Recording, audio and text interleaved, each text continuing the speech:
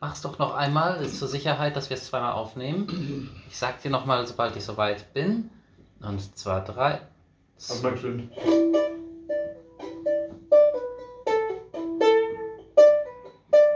Okay. Und 3, 2, 1 und bitte.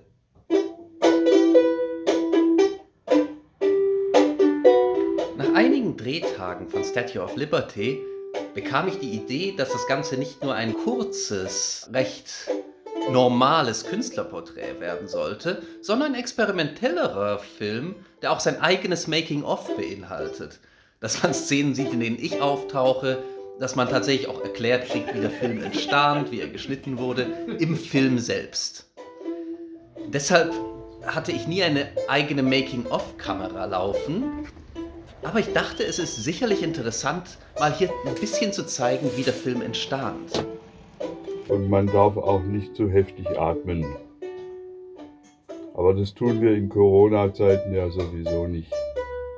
Ja. Ich liebe es, spontan zu arbeiten, mir Kameraperspektiven am Set auszudenken. Ich schneide die Szenen meistens direkt im Anschluss an den Dreh, also in der Nacht, um sie dann am nächsten Morgen schon zeigen zu können.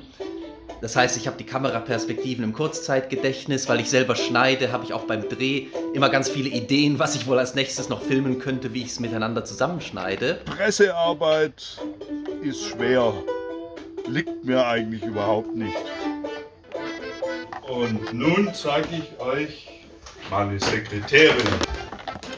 Das ist Monika. Sie macht meine Interviewtermine, eine Steuererklärung und obendrein kocht sie noch einen ganz leckeren Jasmintee. Gut, sie ist natürlich schon ein bisschen in die Jahre gekommen, aber mental ist sie noch echt gut drauf. Und da ich diesen Film größtenteils auf dem Smartphone gefilmt habe, gab es dabei natürlich auch die größte Flexibilität für mich. Bei vielen Einstellungen brauchte ich kein Stativ, sondern ich konnte wirklich von einem Punkt zum anderen rennen und filmen und mir schon Schnitte ausdenken. Und ich habe einige interessante Kameraperspektiven, die nicht im Film vorkamen, und auch einige Behind-the-Scenes-Aufnahmen, die ich hier zu einem kleinen Making-of zusammengestellt habe. Lass dir ein bisschen mehr Zeit, du schraubst und dann, das ist nicht so abrupt, sondern dass es echt wirkt, wie du schraubst, weißt du? Also, Ja, okay. Und bitte.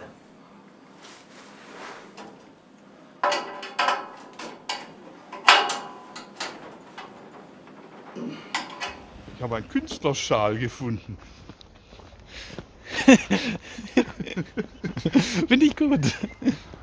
An dem einen Tag, wo du die Statue gerade pausiert hattest, als wir durch Stuttgart West gingen, wo es dann so richtig viel wurde, wo du erzähltest aus deiner Kindheit und so, da dachte ich, Moment, der Film wird jetzt doch größer. Größer. Sehr schön. Und sogar die durchs Bild fuhren. Und dann, okay, limitiere ich mich nicht mehr auf Kurzfilm, sondern machen wir ein Feature-Length, 90 Minuten draus. Also es ist so spannend für mich. Ich habe bisher, eigentlich mein Hauptding sind die verrückten Spielfilme und Experimentalfilme. Dann habe ich auch Dokumentarfilme, die aber meistens in Anführungszeichen normaler inszeniert sind, weil ich ja einfach nur das Thema zeige. Ja. Und dieses hier ist so ein relativ verrückter Dokumentarfilm und das mag ich. Und wir machen praktisch Lockdown, geringe Mittel, da machen wir das Beste draus. Ja. Und ich möchte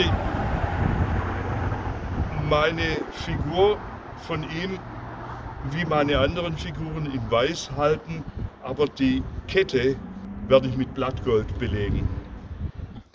Ich würde sagen, 90% des Films ist auf einem Smartphone gefilmt. Zu Beginn war es ja auch die Idee, dass ich da schnell ein kurzes Künstlerporträt auf dem Smartphone drehe.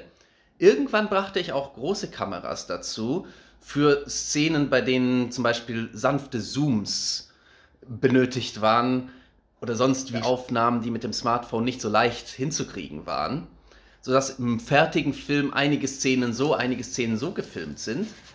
Die Crepepfanne habe ich übrigens auch vom Sperrmüll, ebenso wie diesen Wok. Ich begann meine ersten Filme mit 17 zu filmen, mit der Kamera meiner Eltern. Und damals hätte ich mir nicht träumen lassen, dass ich einmal so etwas Kleines wie ein Smartphone habe, das in so guter Auflösung und Qualität filmen kann. Costa ist er auf die Idee gekommen, eine Popcornmaschine anzuschaffen. Er fand es eine gute Geschäftsidee. Und dann bin ich auf die Idee gekommen, an Popcorn zu zeichnen und das Ganze Popografie zu nennen, einfach weil es phonetisch wieder lustig ist. Und das ist der Botnanger Sattel. Den galt es zu überwinden, wenn man von Stuttgart West nach Botnang wollte.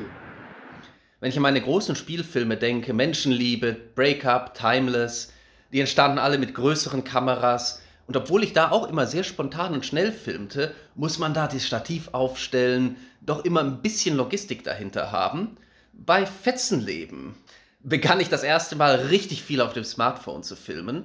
Und für mich ist Statue of Liberty sozusagen vom Filmemacherischen das Dokumentarfilm-Äquivalent zum Spielfilm Fetzenleben. Nur stilistisch, inhaltlich sind sie komplett anders. Aber für mich gehen praktisch Statue of Liberty und Fetzenleben vom Stil her zusammen. Fetzenleben entstand ungefähr ein Jahr vor Statue of Liberty. Und als wir den Film begannen mit Tom, war ich noch mitten im Schneiden von diesem großen Projekt. Ja. Und war dann schon komplett in dieser Ästhetik. Gar nicht mal so übel. Kannst du vielleicht sagen, das ist vielleicht so eine Stuttgarter Eigenheit? Irgendwie in Stuttgart-West stellen Leute immer Sachen an die Straße. Das ist mir mal so aufgefallen. Magst du vielleicht was dazu sagen? Einfach. Ja, nun. Die letzten Jahre hat es ungemein zugenommen, dass die Leute die Dinge nicht einfach wegwerfen, sondern die einfach zum Verschenken auf die Straße stellen. Das ist eigentlich eine gute Geschichte, aber es hat auch Nachteile, weil inzwischen verschwindet alles, was nicht irgendwie nied- und nagelfest ist, weil die Leute immer denken, wenn irgendwas rumsteht, dann kann man es mitnehmen. Wie diesen hübschen Schal zum Beispiel.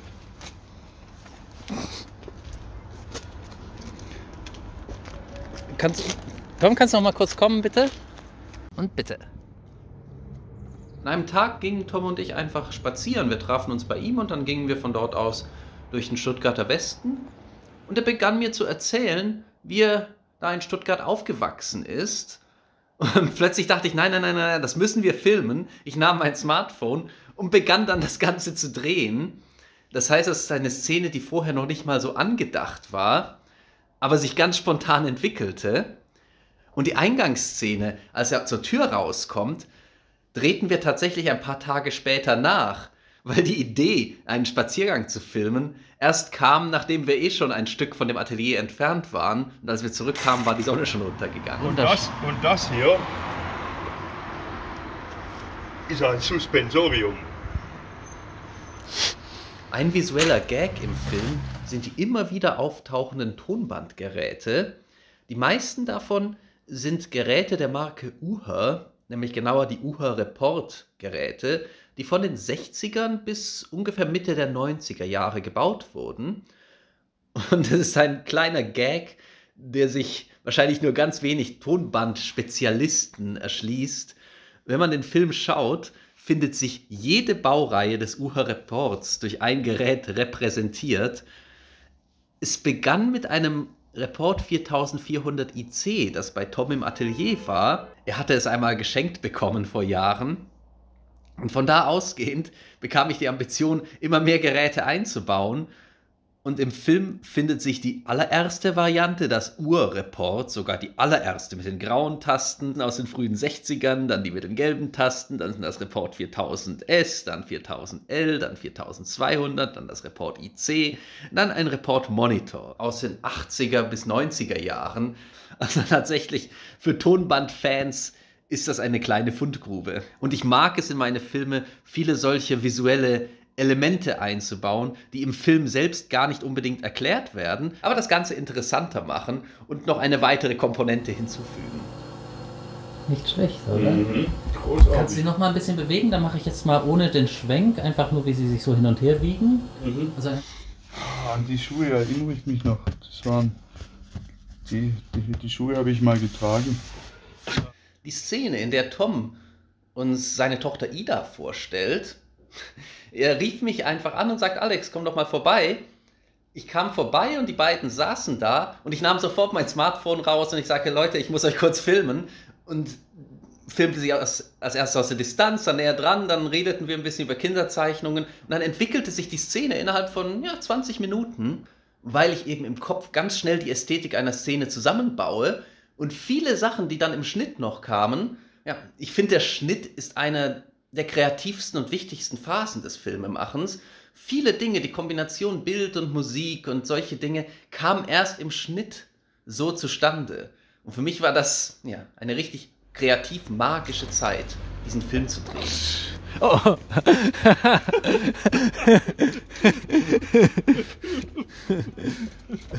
Wenn ich Platz hätte, würde ich das sofort mitnehmen. So ein schönes Objekt. Die Rede bei der Enthüllung der Statue war etwas hektisch zu filmen. Ich wollte, dass die Zeremonie ganz normal vonstatten geht, dass sie nicht wiederholt werden muss, die Rede, sondern dass die Gäste die Rede einmal hören können und dann dabei sind. Ich wollte nur dokumentieren. Allerdings wollte ich die Rede auch aus 2 Perspektiven aufzeichnen. Einmal von weit weg, einmal nah dran. Ich hatte 2 Kameras, das Smartphone für die Totale, eine Spiegelreflexkamera für die Nahe.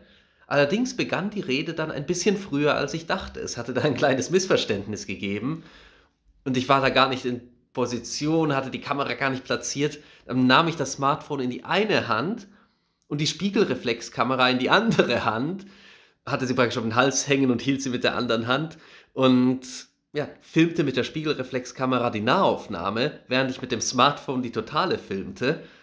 Und es klappte richtig gut. Und im fertigen Film sieht man teilweise unten am Bildrand der Totalen noch das Objektiv, das ich mit der einen Hand um meinen Hals hängend hielt, während ich das Smartphone drüber hatte. Und ich finde das toll, dass das auch noch im Film dadurch sichtbar ist. Diese, teils abenteuerliche Entstehung, eine Kamera pro Hand. Den Hut hatte Angus MacFadyen in Timeless auf und ich hatte ihn in Fetzenleben auf und jetzt hast du ihn hier. Ich finde es irgendwie cool. Du warst bisher bei mir in Revolution und Gas-Shaped Light. Wie ist es für dich, mal in einer Doku zu spielen? Was ganz Neues. Weil das ist nicht so sehr viel auch spontan und vieles, was man nicht so irgendwie beeinflussen kann im Vorfeld, aber ich bin sehr gespannt. So, ich habe mir jetzt mal den Plan zurechtgelegt, wie ich den Sockel baue. Das heißt, der Rahmen oben, der ist ja schon fertig. Ich muss jetzt diese Kanthölzer sägen. Dann muss ich die Seitenplatten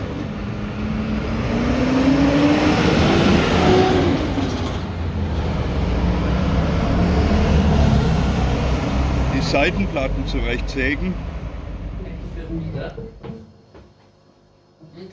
Bitte.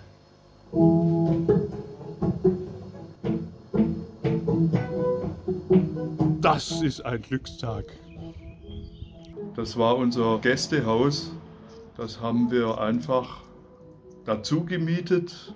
Und ich habe dort auch eine Zeit lang gewohnt, als mir es in Monacam in der WG mal ein bisschen zu turbulent war. Hier sind jede Menge Details, zum Beispiel der Ballon da, die Statue hier und die Deko hier. Und das ist für mich auch stilistisch ein sehr wichtiges Projekt. Alles ein wenig beengt gerade.